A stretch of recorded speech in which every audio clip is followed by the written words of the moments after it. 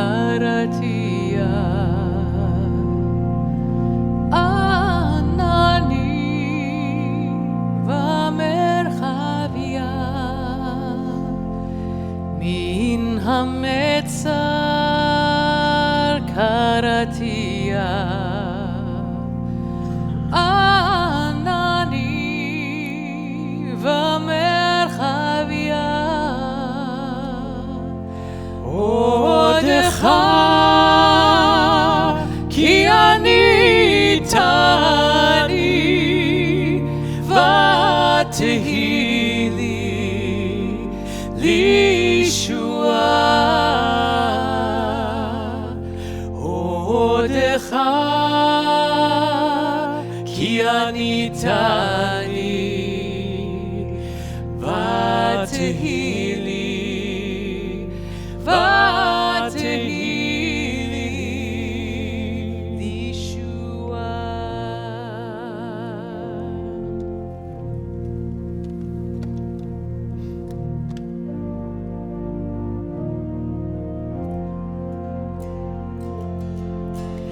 Aneni, aneni, aneni, answer me. Aneni, aneni, aneni, answer me. Aneni, aneni, aneni, answer me. Aneni, aneni, aneni. I called out to you from my narrow place. Your answer came to me from a wide open space. My heart cries out for you wherever you are.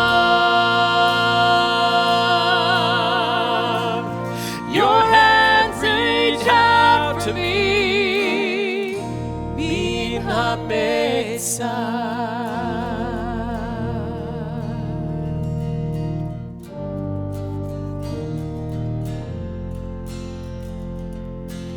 Aneni, aneni, aneni, answer me. Aneni, aneni, aneni, answer me.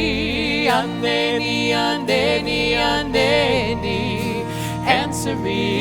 Aneni, aneni, aneni, answer me. Aneni, aneni, aneni, answer me. Aneni, aneni, aneni, answer me. Aneni, aneni, aneni, answer me. Aneni, aneni, aneni, min hametzar.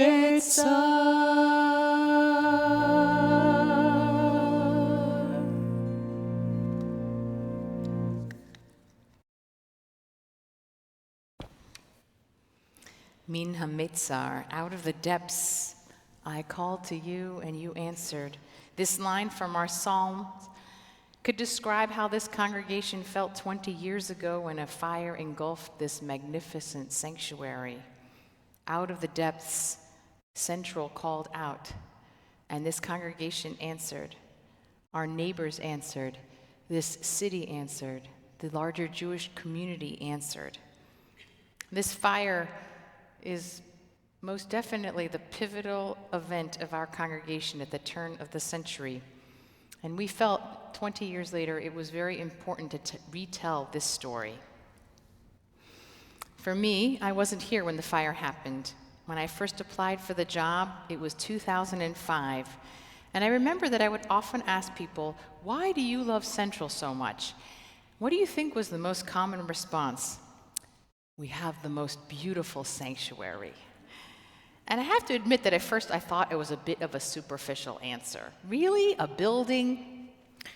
But then I came, and I started singing in this sanctuary, and it had this kind of incredible pull on me, and a sense of sacred space and presence, and a warmth, and even an intimacy that belies its size. And I fell in love with this sanctuary too. In my early days of Central, the fire, which was now 20 years ago, and the rededication, which was in 2001, was still relatively a fresh memory for this congregation. And Rabbi Rubenstein and Livia and people on the staff team who were here at the time would talk about it with such frequency that it felt as if it were part of my own memory. I would talk as if, oh, when that fire happened, as if I were here. But now, 20 years later, with a congregation that has grown from the size it was then, it's clear that a majority of our community was not here when the fire occurred, and they do not all know the story of its rebuilding.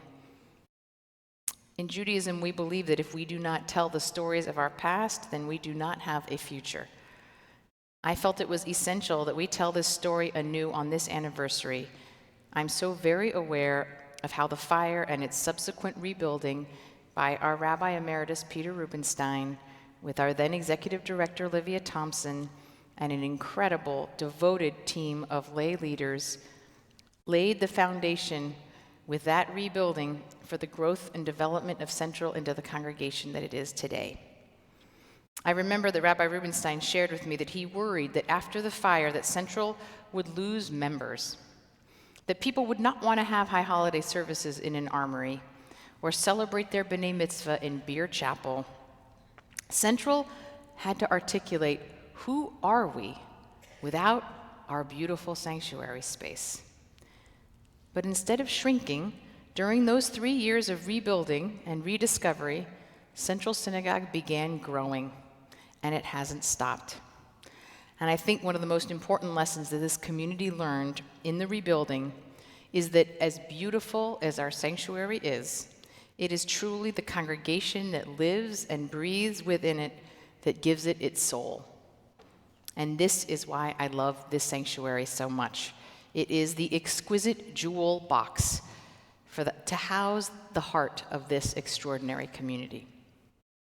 I am very grateful to Cantor Dan Mutlu, who spearheaded this whole evening and put together this incredible program that you will experience tonight of remembrance and ritual. He has helped shape the story so that we can hear it of the rebuilding into 3 parts: foundation, windows, and roof. With stories from some who really lived this experience and helped rebuild this congregation with pictures and song and ritual, we hope to tell that story again of our rebirth from the ashes so that it can become a part of all of our memory, those who were here and those who were not, the next generation of Central Synagogue. I want to thank all of you for being here tonight. So we will begin with the story of foundation. And I think what we learned is that our foundation are all of you. It's our people. And one of the ways that we were able to mark in the most beautiful way a deep sense of connection with our people was a special project that enabled every person in this community, if they wanted, to make their own mark on this congregation. And to share that story, I want to invite up the leader of that initiative, our dear congregant, Debbie Palmer. Where's Debbie? I didn't see her. There she is.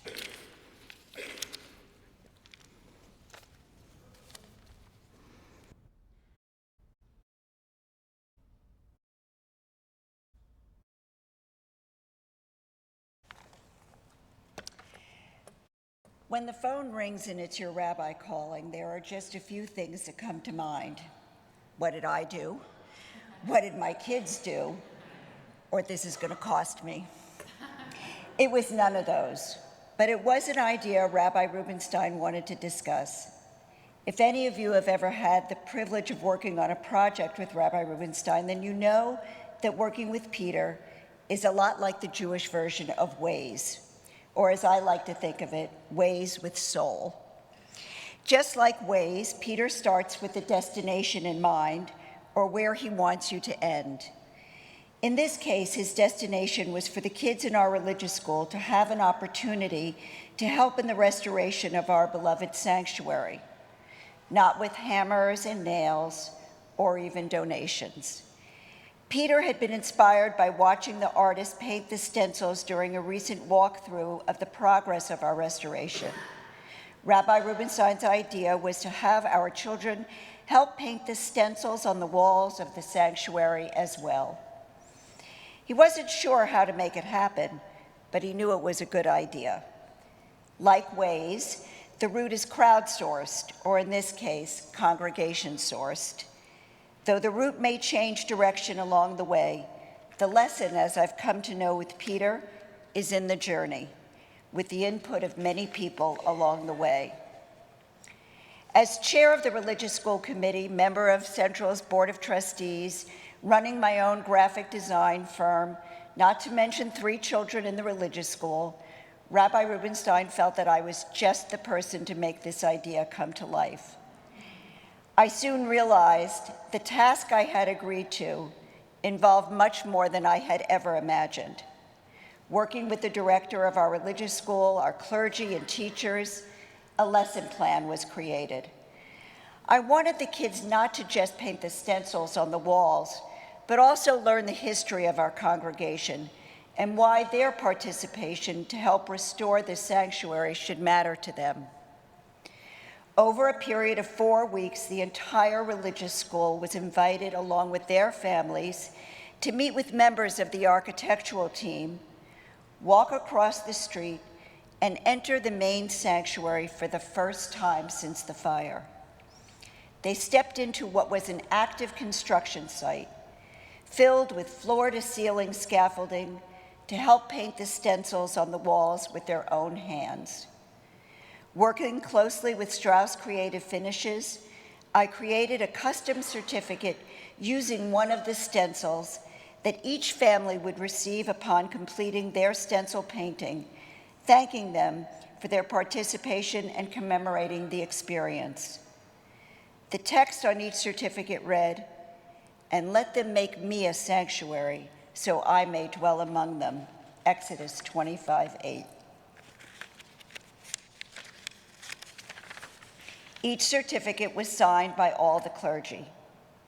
Every child who participated, along with their families, including my own, can proudly point to this day to a spot on that wall where they clearly remember making their mark, forever sealing their participation and support to the life and history of this congregation. For me, it was and still is an experience I will treasure forever. What I learned from the fire, as I think many of us did, was that our congregation was so much more than just a magnificent building. This beloved sanctuary will always be a place of spirituality and soul, of celebration and sorrow, of light and learning, an example of strength and resilience. It is filled with a rich history and tradition of our people, as well as a future home for generations of families to come. Its beautiful bima protects and holds not only our sacred scrolls, but greets Shabbat each week with families as they light candles. It celebrates the bride and groom and blesses the joy of new life. The rays of sunshine from the skylights we discovered as a result of the restoration above the ark bathe the faces of our children as they become B'nai Mitzvah and bears the weight of grieving families. Its pews are filled with memories of loved ones who once sat beside us and reminds us of those who we sit shoulder to shoulder to when we celebrate holidays each year.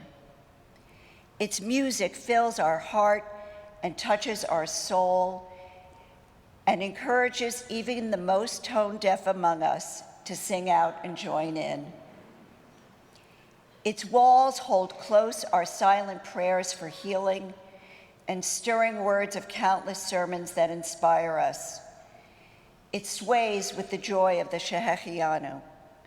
Its floors are marked with the footsteps of the Hakafah as we stretch out our hand to kiss the Torah as it's carried down the aisles and as we reach across to welcome the stranger. It shares the comforting embrace of our clergy in times of need and just because they're happy to see us. Without all of us to fill this sanctuary, it remains simply a beautiful building. I learned that wherever we are the community. We are the congregation. We are the soul of who and what Central Synagogue is, that breathes light, life, and light into this sacred space. And just like ways, we make this sanctuary our destination and our home.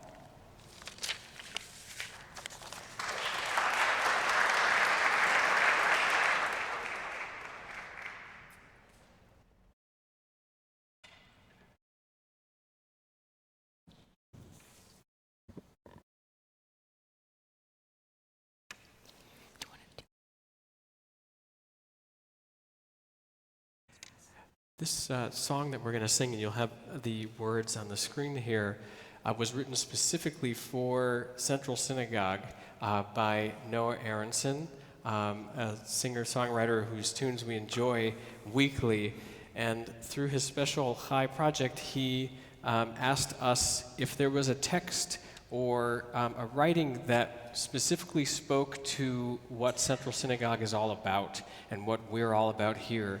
And we looked long and hard, and there were many texts, but one really stood out, and this one from Exodus, about building the tabernacle and about everybody coming with open hearts and bringing what they could to make this place, to make our spiritual home a place where we could come together and share. So we're going to share this song with you tonight.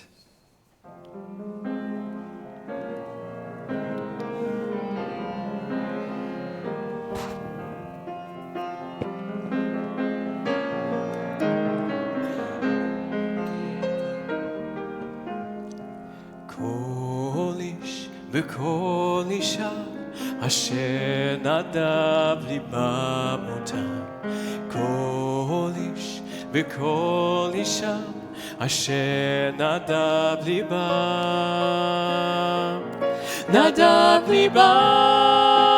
מותם נדב ליבה מותם הביאו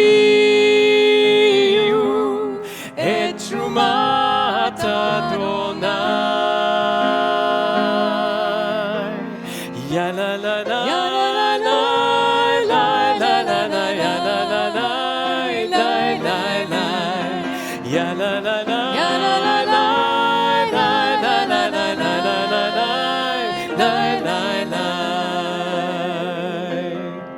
we bring what we can, and you can bring your part. Together here we stand, with offerings of our hearts. I reach out my hand, and you can offer yours. Together here we stand, we walk through open doors. איש וכל אישה אשר נדב ליבה מותם כל איש וכל אישה אשר נדב ליבה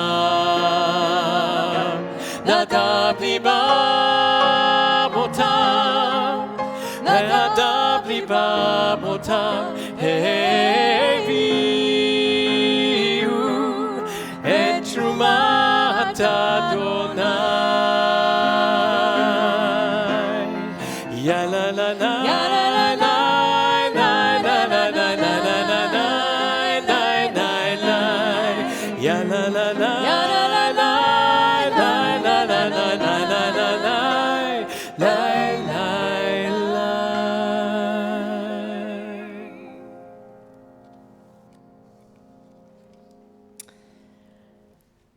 Now I'd like to say a man who needs no introduction, but I do want to introduce our incredible Rabbi Emeritus Peter Rubenstein, who guided this congregation in so many incredible ways. And just today I was with a congregant who shared a story of how he turned around her husband right before he died and brought him back to Judaism. And I think of how many stories are like that Peter did here at Central. But in particular, the chapter of this fire and how Peter rose to lead this community out of its depths into new glorious heights and created this congregation that I had the privilege of being able to take from him in this incredibly healthy, beautiful, vibrant way. And he has been the most incredible emeritus to have. We are so grateful that you're here to share this story as well.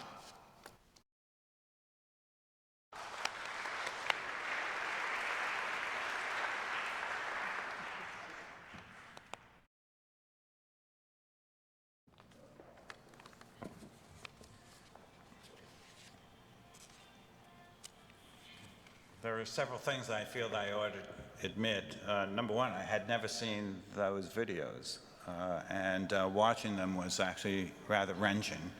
I obviously was not on Park Avenue, but down here. So I said when I gave, some of you were not there the second day of Rosh Hashanah, I took note of who it was that wasn't there. And I'm going to pick you out one by one. But you can see it online. I actually watched it. It's not bad. The second thing that I want to say, Angela, I could not be prouder of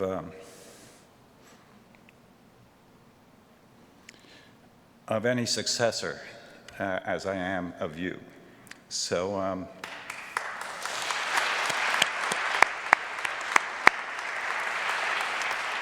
You know, we build on what's handed to us, and this foundation of our congregation did not remain as it was when I left, and you have made it even more. The third thing I want to say, and this is also in response to how you began, when we used to ask new members at these coffees we had in some of your homes, as a matter of fact, we would ask them why they would join, and they would say the sanctuary was number one, and I would say, tui, tui, tui. I gave a course on superstition last night, which many of you missed, but I would say, well, does that mean that if our sanctuary burns down, we're nothing? And when the fire happened, Carrie turned to me. She was not there at the time, but she turned to me and said, be careful about what you say. Because the fact is, I believed, and as you said, this congregation is much more than the beauty of the sanctuary. I also, Debbie, want to thank you for those exquisite, where's Debbie? There you are. You're not in your regular seat. So, okay. I want to, because it's so important, really acknowledge Maureen Cogan, who's here and who is the one who spearheaded the entire reconstruction project. Maureen's aesthetic eye was matched only by her administrative ability and her ability to wrangle 8 Jews to a point where there was almost no discussion about anything. There was unanimity about that. And I also want to acknowledge Peter May, who is here this evening. Peter had just finished a capital campaign for this congregation when the fire happened. And as you said, or Debbie said, when there's a call, so I called Peter. I said, well, you've had your practice run. Now we have something else to do. And Peter, just without even a hesitation, said, okay. And I have a picture of Peter and I walking the scaffolding up in the back above the spires. 2 Jewish boys. It's pretty frightening. You know, we pride ourselves in that Central Synagogue is a visionary congregation. But what makes us unique is not that we are visionary, but that our vision is not bounded by these walls of ours. As a congregation, we care about and embrace responsibility for the well-being, health, and future of the Jewish people worldwide, and even beyond that. We are sufficiently bold to presume that Central Synagogue is integral to the well-being of our city, that we're responsible for its citizenry, and we care about humanity even beyond our geographic reach. That ineffable concept has driven us and the rabbis of this congregation from the very founding of this synagogue. But it takes work. And we as a congregation and we as clergy develop relationships and friendships with the clergy of our neighborhood and our city, with city officials and business executives, with other Jewish institutions and organizations, with churches and charities, with mosques and clergy groups that are the fiber that binds this neighborhood and this city together and makes it as great as it is. The formations of these relationships is not a tactic in some strategic plan. We don't take every new clergy that moves into the city for lunch because it says as a bullet point, that's what we have to do. It's not that we reach out to our colleagues in the city and help them accomplish what they aren't able to accomplish by themselves, to mediate a conversation between the pastor of a nearby church who's having problems with homeless sleeping on the steps of his sanctuary, and to bring him to meet officials of the city so that we can work out a solution together, or to speak with those who are at the time responsible for Occupy Wall Street and bring them to meet with the police. That's what we can do. They are organic and natural, these relationships of ours, emanating from a desire to meet and work with our neighbors. Our congregation's involvement in an annual East Midtown Joint Thanksgiving service, the decades-long relationship with St. Peter's Church across the street, including an alternating home-and-home Yom HaShoah commemoration, bringing together the laity of St. Peter's, Imam Duadar, and the members of the Midtown Mosque just half a block down 55th Street. All of that in order that our own members could meet and dine with their laity in each other's homes, knowing that until you break bread together, you don't have a relationship. We began the tradition of ushering at Fifth Avenue Presbyterian Church's Christmas services with Reverend Tom Toole, so that they, in turn, would usher at our high holiday services. All of this provides a seamless, organic joining of friends at times with each other's institutional trauma and crisis as we help each other out. Not by mistake, Fifth Avenue Presbyterian offered us their sanctuary when we celebrated the 8th Battalion of the Fire Department for the work they did. It's not by chance that Temple Emmanuel offered us their sanctuary when we were installing Jordan Franzel as our cantor. It is not by mistake that when Fifth Avenue Presbyterian needed a building because they were building their own for a year, they met in our sanctuary. And as one who enjoys going to midnight masses, I will tell you that the best midnight mass I ever attended was in Fifth Avenue Presbyterian Church in this sanctuary, hearing the organ as only non-Jews can play it. Where's David? All in a major key. So while it is unexpected, it is not a surprise that after the fire, neighboring churches and synagogues provided a home for us. It's not a surprise when our clergy colleagues were by our side as fire destroyed our sanctuary, as Shabbat began on August 28, 1998. Cardinal John O'Connor, that you saw in that video, stood by the fire department's commanding officer, keeping me aware of the tactics of the heroic 8th Battalion that fought that fire, knowing that I couldn't possibly understand why they were fighting the fire from the building next door and why they only broke the center of the rose window in order to realize that they didn't need to fight the fire from that direction. And by my side as well was Tony Dallavilla, the improbable dean of St. Patrick's Cathedral, helping Pastor Mandy Durr of St. Peter's Church in corralling the media and comforting our congregants. Within hours, we heard from all our neighboring clergy who weren't able to be with us as the fire burned. Mayor Rudy Giuliani was on scene within the hour, coming to my office to look down on our burning sanctuary, even as the flames were still lapping from under the roof.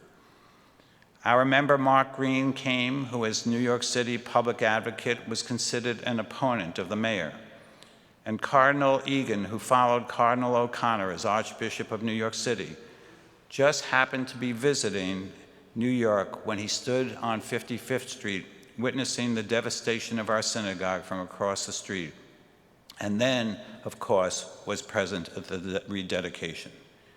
And then we all gathered in the lobby of our community house for a prayer circle and held hands together in prayer as our members who had been at Shabbat services led by Rabbis Davidson and Ryanus arrived up to the lobby from Beard Chapel. And we said, as the New York Times pointed out, that it was a rare moment to have Mayor Giuliani and Mark Green hold hands. Within days, Governor Pataki, the Archbishop of Canterbury, the CEOs of neighboring corporations came to visit to share sympathy, good wishes, and promises to offer to help in any possible way. Israeli Prime Minister Netanyahu visited within months and gifted us a mezuzah, which now is hanging outside the door of the clergy study. And before the end of the day of the fire, Mayor Giuliani came by again, having already called the director of the Office of Emergency Management, Jerry Hauer, who had by that time arranged for a full-size crane to be brought to the building by closing every street along its route. And the mayor and Director Howard together called the president of the insurance company, which insured our building, and threatened that if an adjuster of the company was not here within the hour to see the damage by the end of the day, they would make sure that the media would be told of his refusal to help this synagogue in our moment of crisis. Now, I know that there are divided opinions about Mayor Giuliani, but I would tell you that he was so loyal to this congregation, and personally, I still remain loyal to him, though I may disagree with almost everything he's doing. Both Mayor Giuliani and Governor Pataki, along with Senator Al D'Amato, helped arrange for our congregation to use the Park Avenue Armory as our high holiday sanctuary. And both the mayor and governor spoke to the congregation during those first services in the armory, along with Senator D'Amato sitting in the front row telling my wife of his sins.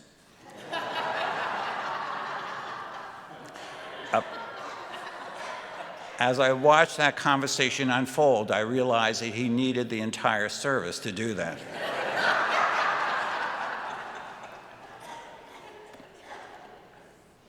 But what is essential to recognize this evening is that, as you've heard, none of this would have happened without the incredible members, incredible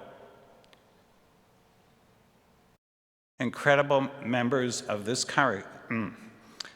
congregation who held sway in the city by virtue of the civic devotion and reputations and manifold accomplishments in making New York the superb metropolis that it is. Our members were leaders in industry, in finance, in real estate, in education, insurance, and retail, and supporters of the great cultural institutions and charitable organizations of the city. People respected and knew of Central Synagogue because of its mission and its excellence, but our image excelled because of our members. And I know I'm coming into dangerous territory here by mentioning just one person who fills that picture. It was Lou Rudin. If you walk down Lexington Avenue, you see his name on the street signs on 52nd Street. Lou was the kind of person whom, whenever I asked if he could do something, immediately shouted, "No," and then within a minute called back and said, "You've got it." Lou was the kind of person who delivered on everything. He helped this city out of bankruptcy in the 1970s by convincing other developers to prepay their taxes, hundreds of millions of dollars, to help the then Mayor Beam. Lou, and I would also mention others of excellent reputation, Mickey Tarnopol being one in my mind, and and others who, by example, were leaders in their industry and in their field. It is you who make us great. We have become an essential hub for the vitality of our city. We are an example of how a synagogue can reach beyond our walls, beyond our borders to Jews and others alike, and to make our dream a reality and make this world better. The Jewish community of this country looks to us as a model of creativity and excellence, but that of which we should be proud is not that we rebuilt this magnificent sanctuary, but that this sanctuary embodies a history, a spirit, and a soul that has been entrusted to us. It is precious, and it is beautiful, and it is ever more necessary in this world of ours today. As I said on Rosh Hashanah, we hearkened once before to Nehemiah's exhortation, Nakum uvaninu, let us rise up and rebuild. Well, my friends, you have made it happen. We have risen and we have rebuilt this sanctuary, and it is time, I would hope, with this mission accomplished, that we turn our eyes to the world outside the sanctuary. And as far as our doing, this place is complete, but the world is not. We have more to do, and I know that with every step we take, others will follow. Let us reach beyond our walls and make a difference. Thank you.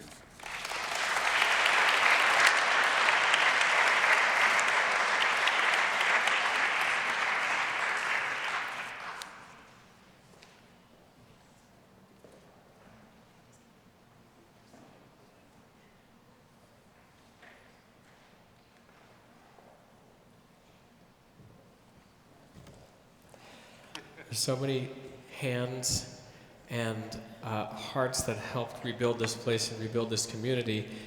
There's one in particular tonight who had the architectural knowledge to rebuild this place and to help put it back together. And we're going to call him up, our member Jonathan Schloss, to share with us stuff that I don't know about and nobody else. So please, Jonathan, come up and let us know how Central was rebuilt. Thank you.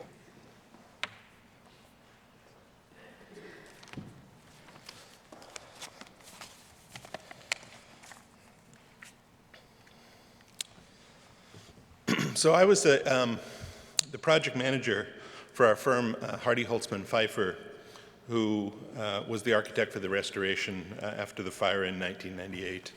And I love this building and this congregation and the synagogue, and I could probably talk for a very long time, so I'm going to try to keep it short. There's lots of stories about how this building was restored. But I'd like to talk about three short topics today, if I could. One is my personal experience of the restoration, how it affected me. And the second is, as much as I can imagine, the original architect's experience and why the building exists in this form and what it is. And then a little bit about our own experience together, a congregational experience about how we use this building going forward. My family has been members at Central since 1991, which coincidentally was the same year that Rabbi Rubenstein came to the congregation.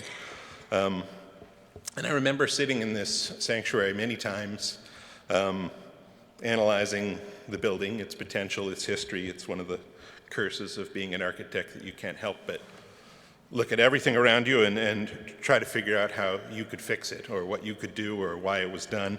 And I remember sweltering heat in September without air conditioning in the sanctuary. I remember looking at the aging wood, the decorative paint, old and new, the stained glass, going to an Orank Shabbat in the basement among a forest of columns and wondering why it was so dense. I remember lighting too bright and too dim, contemplating the new bima that had been created sometime in the 1940s, which was quite enormous and rectangular, and how it overshadowed the beautiful historic arc, sort of playing a film of the restoration in my own mind. And many years later, after the tragedy of the fire itself, I had the opportunity to discuss that restoration with Rabbi Rubenstein and Livia Thompson and the incredible dedicated building committee members. And we considered the catastrophe of the fire, of course, and all the opportunities that were simultaneously presented to us at that time. And we began the restoration. Henry Fernbach, who designed this building between 1870 and completing it around 1872, was widely regarded as the first Jewish architect in America. He was a proponent of Moorish revival, which is the style of how the synagogue was built. He explored that idea in many buildings prior to this, including the now demolished Temple Emmanuel's original building on 43rd Street. In the mid-19th century, there was a search for a Jewish architectural identity, which really hadn't existed, but there was this incredible expansion in the presence, particularly in Europe, of Judaism, the beginnings of Reform Judaism at that time in Germany, and hundreds of synagogues were being built worldwide.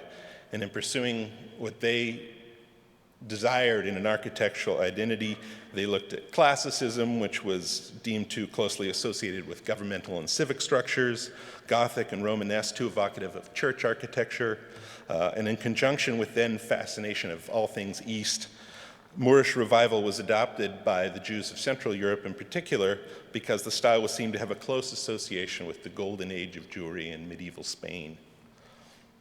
And by the end of the 19th century, over 50 Moorish revival synagogues, very similar in scale and decoration to this one, were built in Rome, Budapest, Cincinnati, Liverpool, Berlin. And by 1910, it basically had come to an end and the style was completely abandoned. So it's sort of a snapshot in time. Our synagogue lies right in the middle of that period in 1872. And the last thing I want to talk about, without any photos, so that we can look at the sanctuary itself, is to talk a little bit about how we restored the synagogue and why. My mentor at that time, Hugh Hardy, who was in charge of Hardy Holtzman Pfeiffer, had a particular opinion on what he deemed interpretive restoration. Raised a lot of eyebrows with a lot of purists, but the idea was that there was no way to replicate history, and there was no way to have people of the 21st century experience a building in the same way as the people of the 19th century, and no way to truly recreate in a scientific way a very old building. And we found this approach to be crucial to the substance and the value of this sanctuary, and essential to avoiding the often over-exaggeration of restoration elements you sometimes see in these restoration projects. We saw the history of this congregation as progressive, and while we, of course, tried as architects to recreate much of the original design of the synagogue, we paid very careful attention to make our views that of history, memory, authenticity, and not one of replication or superficiality. So I thought it might be interesting just to give a few examples of, within the sanctuary, of those assessments and why we made the decisions we did. Firstly, one of the things about the woodwork in the sanctuary is that it's made up mostly of ash and walnut, which is a light and dark combination of American wood. It's very common, but strangely, as ash ages 150 years, it becomes much darker. It's a very light blonde wood, and it becomes much darker, and the walnut, as it ages, becomes much lighter. So that inherent contrast from 1872, which was probably incredibly striking, has become much more muted and much more cohesive over time. And so how do you use that information where some things are new and some things are old, and you're trying to recreate a space? So our palette in general reflected that of that aging wood. And we tried to make everything from the history of the tile and the paint and the light all to fit in together. Similarly, we have a different expectation of lighting these days. Modern lighting is incredibly bright. And this sanctuary was originally gas lantern lit in 1872, incredibly dim with lighting only around where the pews in the congregation themselves sat. So when we studied the original chromochronology, which is a fancy word for the study of paint, we eliminated almost 65 out of 135 colors that were present in the sanctuary. similar patterns and designs we discovered up near the ceilings themselves. For example, there was an orange that was almost fluorescent orange. It was so bright. And our interpretation generally is that there was no light up at the top of the sanctuary. Those same patterns designed on the walls down near where the pews are was almost a burnt rust orange. And the difference in those patterns was really to make the synagogue itself feel much more consistent than you could in 1872. Now, we've lit this sanctuary with thousands of lights, and they're all variable, they're all dimmable.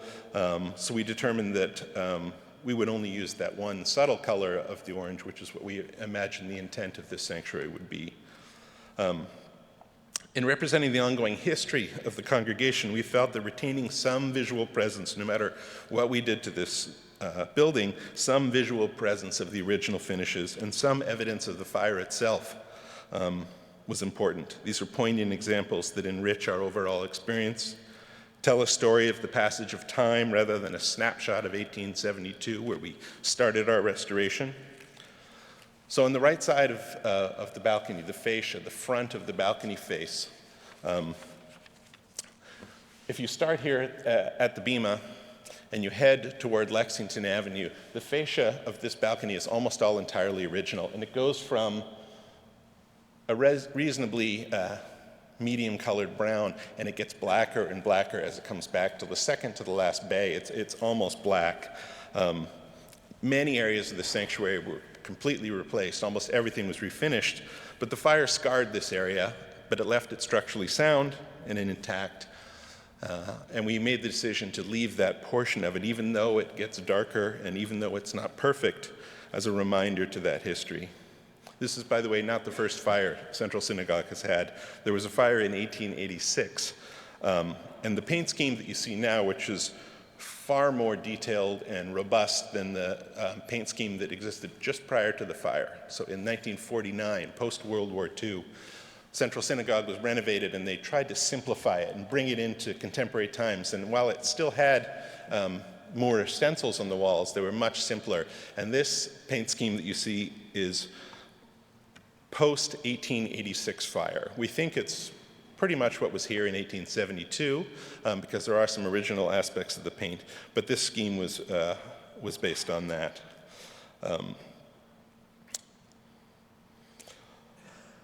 Behind me in the horseshoe, there's two horseshoe arches on either side of the ark itself. Inside of those horseshoe arches are the only two remaining areas of the original paint from 1872 left in the sanctuary. And they're peeling and getting old, and they're quite dark, but it was very important to leave those aspects in place, especially in the ark itself that survived the fire. The stained glass itself in the sanctuary is also a testament to that ongoing history of the synagogue. It's probably from the early 20th century. It's not the original stained glass in the building. The bold red and blue, it contrasts greatly with the sort of rusts and browns that the paint scheme was, and that in turn reflects the architecture of the Moorish Revival period itself. There is actually one single original stained glass window left in the building. It's on 55th Street, above the bema entrance to the door on the second floor, and if you ever see it during the day, it's worth a stop as you're walking by. And the design of that single stained glass actually reflects a lot of what you see in the paint scheme of the sanctuary itself. Lastly, I wanted to leave one thought, which was that there was a tradition in Italy, in the Veneto, in Venice, in the ghetto in particular, which the synagogues there, while not Moorish per se, had a lot of the same ornamentation and pattern and design, and there was a tradition that there should be a visible mistake in the tile or in the pattern to signify that we as architects can strive to perfection, but only God is actually perfect. And as we salvaged all the unbroken tile from the fire itself, we actually sourced 30,000 new tiles from the same manufacturer in the north of England who's still in business.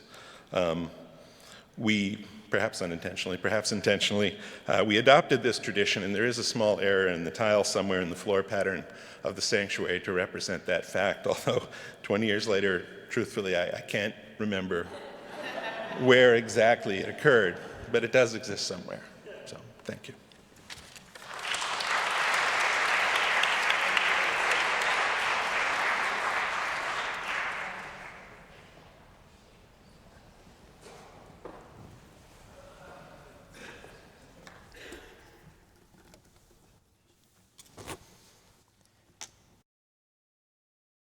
to share an original song that speaks to what makes this place a home.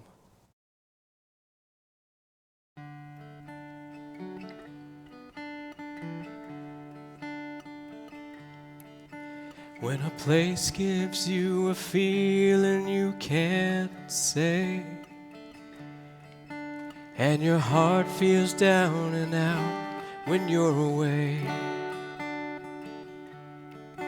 when the people in that place put a smile on your face, then you know you're home.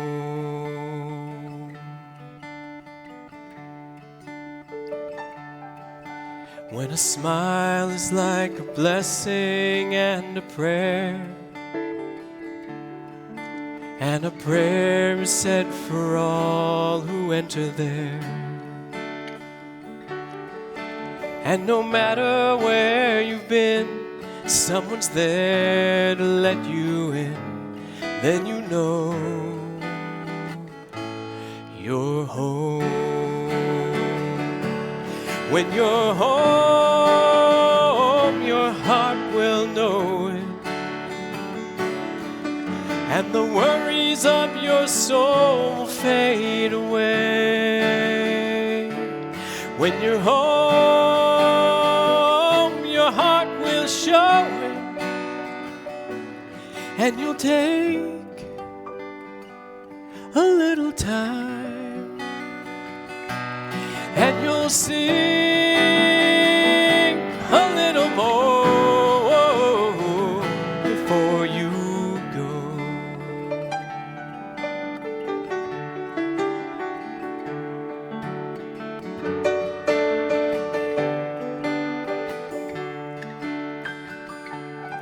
When the waves are crashing, trying to bring you down,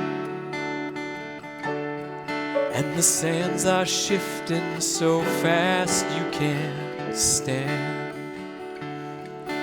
when you find a friend beside you, reaching out a hand to guide you, then you know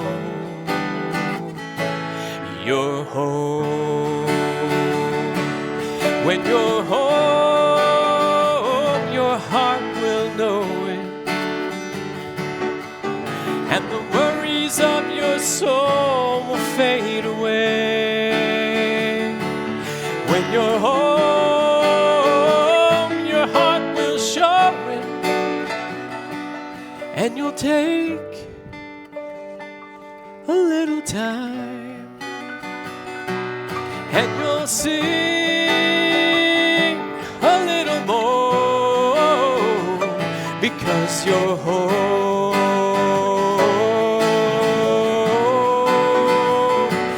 Yeah, you're home.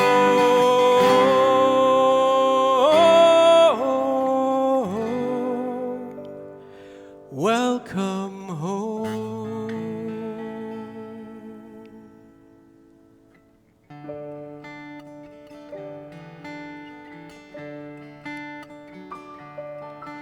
When a place gives you a feeling you can't say, and your heart feels down and out when you're away, when the people in that place put a smile on your face, then you know you're home.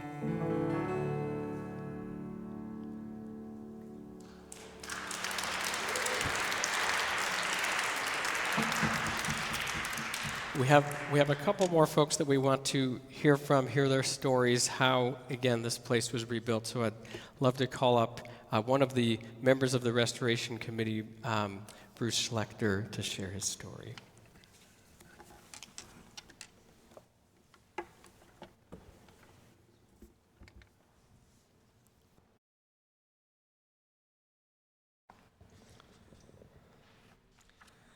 This is a recollection. Late afternoon on Friday, August 28, 1998, Susan and I, prompted by actually Peter May, stood on the southeast corner of Lexington and 55th Street, watching in disbelief as flames were being extinguished on the roof and streams of water were rushing down the steep front steps of our synagogue. Saw that in that video. Fire trucks and police were everywhere. The following morning, after Shabbat services held in Beer Chapel, I handed my business card to then Executive Director Olivia Thompson. I told her that I knew she would have a lot of work to do in the next few weeks getting ready for the high holidays. In my professional life, I was responsible for organizing and getting large projects begun and completed on time. A few days later, Olivia called me, and I became her volunteer assistant, responsible for anything that wasn't being done by others. Because of our emergency, the state permitted Central to use the Park Avenue Armory. Others had secured a large replica of the back wall of our bima as a backdrop at one end of the floor. Not complying with fire regulations was the plywood covering the drill floor's entry doors. The state had sealed them shut. I hired a carpenter to open and temporarily mask the issue. For 3 years, we worshiped at the Armory. The state refused Central's offer to refurbish those doors. To give you a few examples of some other details, Congregation Kol Ami had a stage setting that had been used at the Westchester County Center for their services. After I inspected it, a mover and installer were secured. To meet fire department regulations, we had firemen on duty throughout the services and rented fire extinguishers for each. Sam Ash in the West 40s supplied music stands for the choir. In our first year, I rented 2 Torah holders for $700. And after that, I decided that the $60 for wood, varnish, and sandpaper, I could replace that expense by making them myself. On September 9th, 2001, those Torah holders returned to the rebuilt bima, where they remained in use for many years. Still missing was an ark. I decided to construct one in the back hallway of our apartment, but I was missing doors. Problem solved when our daughter Annie decided to fashion a maroon fabric with her sewing machine into curtains. We rolled the ark down Lexington Avenue to the Armory in a shopping cart. Every year, we bought new carpeting for the Armory floor, and every year I dispersed it through UJA Federation to many community centers. The experience of the entire congregation being together was very inspiring. Reminds one of ancient times, the history of our people in their wanderings.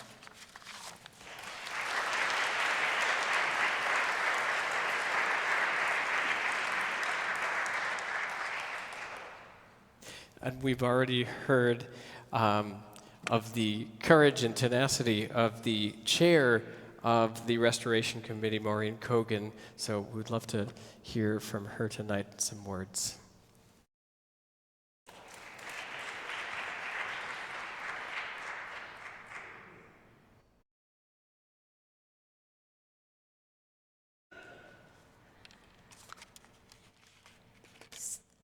I just want to give you the feeling that I remember, because I think all of us had the first moment that we saw this synagogue. Marshall and I had moved from Boston. We had a 6-year-old son who had to go to Sunday school, first grade. And we went around the city on Shabbat, experiencing different synagogues and to decide where we should belong so that he could start school in September. And I remember walking in here. I didn't know anybody here. And the first thought I had was the overwhelming beauty, but then there was the continuity between us in America now and Jews of Central Europe, of the Moorish quality going back thousands of years. And I felt that I wanted to be a part of that continuity. That's what we were trying to do in joining a synagogue and having our young son start Hebrew school. And this felt like a continuum of Jewish history, and that we would be a part of it. And so we joined, and we put our parents up on the wall and our son in Hebrew school. And the night of the fire was a total heartbreak, but that this was gone. But personally, it was the place that I had put my Judaism, and my parents were, and Marshall's parents were on the walls. It felt like a very personal loss. And I called Peter and I said, how can I help? What can I do? And he said, I'll call you back. So in the meantime, the board had decided to rebuild. That was not a given. There were so many other options. You could move to the west side. You could move to a new building. There are so many things that one could do, but the board decided to rebuild. And that was the biggest step, I think, to take. Peter asked if I would chair the restoration, and I was overwhelmed with the responsibility and thrilled to have it and to start. My first thought was, this is not a job for just me. I called Mike Weiner, who at that time was a member and a dear friend, and Z and Mike had actually, the year before, shared the mezuzah by the front door. Peter had done a ceremony, we nailed it up, and Mike was a music professional, and I thought, okay, Mike can do the organ. I don't know anything about music. The organ was gone, and how to replace it, how to begin. Mike knew all of that, and he said, sure. And then I called Judith Youngwood. Those of you who were members of the synagogue for a while knew that Judith was a devoted person to Central Synagogue, and Alfred became the president later on. And Judith had great executive skills. So I figured between the two of us, every T would be crossed, every I would be dotted, we would have music. And then there was just the choosing of the architect. And we interviewed different firms. Jonathan, there you are. Hugh stole my heart from the very first minute. Hugh was a Scotch Presbyterian. He had nothing to do with Judaism. He didn't know anything about it, and he'd never been in this synagogue before. But he had soul, and he was a restoration professional. There are many different ways to be an architect, but he was known for being able to restore and yet renew. And that's tough, particularly when you're given this kind of building. And so we chose him, and Jonathan Schloss came with him. And we were thrilled about that because Jonathan knew the building and Hugh didn't. I just want to point out to you, because it would take too long, there was 3 years of meetings, weekly meetings, to deal with every little, as Jonathan said, tile. But just to give you an idea, look at the lighting. This was a very dark synagogue. Look at these lights up here. That was a big decision because you know what it is to change one of those bulbs? You have to create a structure to get up there. it was a huge decision. And all of these lights, when the bulb goes out, that's all you can see is the one bulb that's out. It could make you crazy. Every time I come in here, I count and make sure that all of these are, because but it's impossibly hard and expensive to change them, to make sure they're right. The next thing I want to point out to you is the bimah, because it was Peter who really drove the bimah decision. The fire did not destroy the bimah, and it also didn't destroy the front door.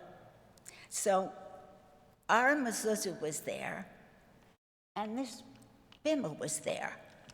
You've got to come up and see the stained glass in case you haven't ever even known it was there. We discovered it after the fire. It's very beautiful. But the bimah was really high. Jonathan's had this huge, big thing. And what Peter said is, I don't want to be God. I want to be one of you. I don't want to sit up on high and preach down. I want to be able to come in and be among you. So this moves, first of all. These steps come up, and all of this moves back when you need space. But it moves forward now because we're using just the first half of the synagogue. And if you'll notice, these chairs are movable. For the high holidays, they're straight, and you can see the rows are straight ahead. But what we made them movable so that the rabbi could come close and the congregation could come close. And we would be able to use it for smaller gatherings like tonight, and we would feel comfortable. That was a very big decision, and it was driven by Peter, who wanted to be close to us, and we wanted to be close to him. In case you haven't noticed it, and it's hard to see it tonight, but Hugh gave us a surprise. This ceiling was never painted blue with stars. I mean, that just wasn't here. I went to see the synagogue in Budapest that this synagogue was modeled on, and it wasn't there either. This was Hugh's present to us, and it was a surprise. We didn't talk about it in our meetings. We didn't know anything about it, and suddenly we had a blue sky with stars. It's hard to see it in the light, but in the daytime, it's very beautiful. Next time you're here, take a look up. It's beautiful. The other thing we decided to save, this is really weird, was this menorah, because that is a Hanukkah menorah. It's not the menorah that signifies the Jewish people or the 12 tribes. It is wrong. And we decided that it didn't matter that it was wrong, that it had been here and it should stay there. So every time I look at it, I think, I love it. It's wrong, but I love it. The last thing I do want to say, and again, this was driven by Peter, and thank God Jonathan really understood this because he was young. Peter wanted, as much as we were focused, and I was completely focused on this sacred place. That's what you said, and that's what it is. Peter was constantly thinking about people outside in greater New York. And so what was so clever was you can't see any of this really, but it streams to people in their homes. It can go on TV. I've seen you on TV, actually, Peter. It's very tech savvy, this building, that looks like a Moorish building from the early 1800s. And I think because of that, it beckons to the past and to our shared history of being Jews all over the world, but it goes forward. It's very tech savvy, and I think that's very important for the future. I must say that I want tonight to just remind you of Michael Weiner and Judith Youngwood, who were the three of us who did this. I did not do this and never made a decision without any of them and presenting it then to the group. During the years that we were building this, we had teas and meetings in people's house. The whole congregation got to talk in small groups about what they wanted, what they didn't like, what they did like, whatever. And Mike and Judith and I went to most of those meetings so that everybody in the congregation had a say as to what this was going to be. But in their memory, I just want to mention their names for you to know that Michael Weiner and Judith Youngwood, if they were still here, would be on either side of me. Thank you so much.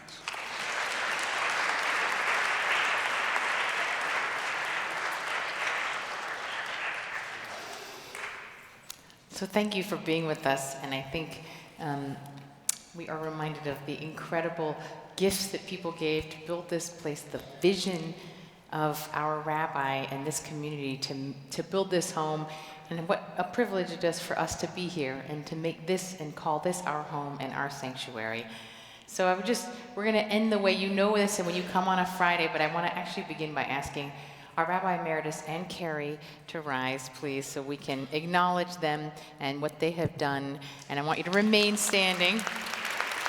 I want to ask Maureen to rise and everyone who was a part of your committee who is here to rise, and please, and be acknowledged. I want to ask Peter May to rise and anyone who was a part of the campaign committee. I would like to ask Jonathan Schloss to rise and anyone who might have been a part of that committee. I want to ask Debbie Palmer to rise. I want anyone who was a volunteer who might have helped with the cleanup, with the work in any way with this organization. I'd love for you to rise. If at some point you helped with the rebuilding in some way, beautiful. If you were a part of the congregation when the fire happened and you actually experienced it firsthand in some way or saw it or were part of the armory, I'd invite you to please rise. If you now feel privileged that you have made this a part of your own memory, of your own Central Synagogue memory, I would invite you to please rise. I want us to offer as a closing our gratitude to all of those who made this place possible, but for giving us this life in this place, for sustaining us through sometimes very challenging times, and for enabling us to reach this moment to be able to look back on where we've come and to give gratitude for where we're going. So we'll end together with the Shechianu. Baruch atah Adonai Eloheinu melech haolam שהחיינו וקיימנו והגיענו לזמן הזה. ברוך אתה אדוני אלוהינו מלך העולם שהחיינו וקיימנו והגיענו לזמן הזה.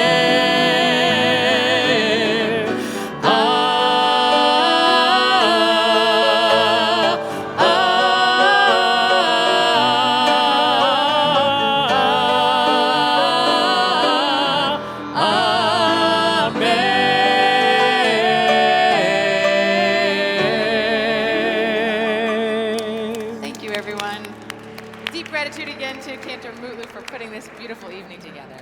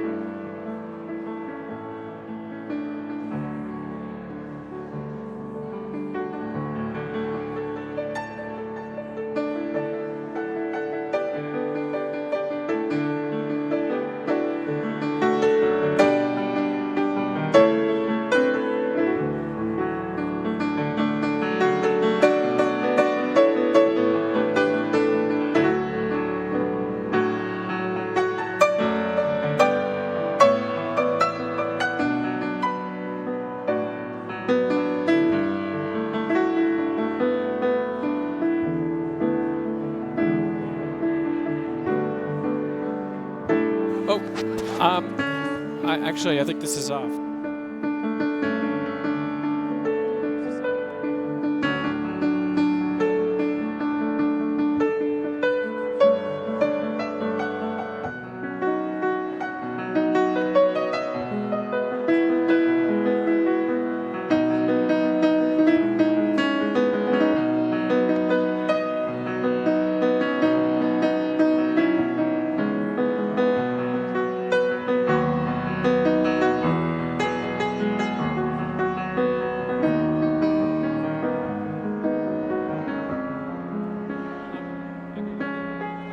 We neglected to mention that there's actually refreshments and food downstairs.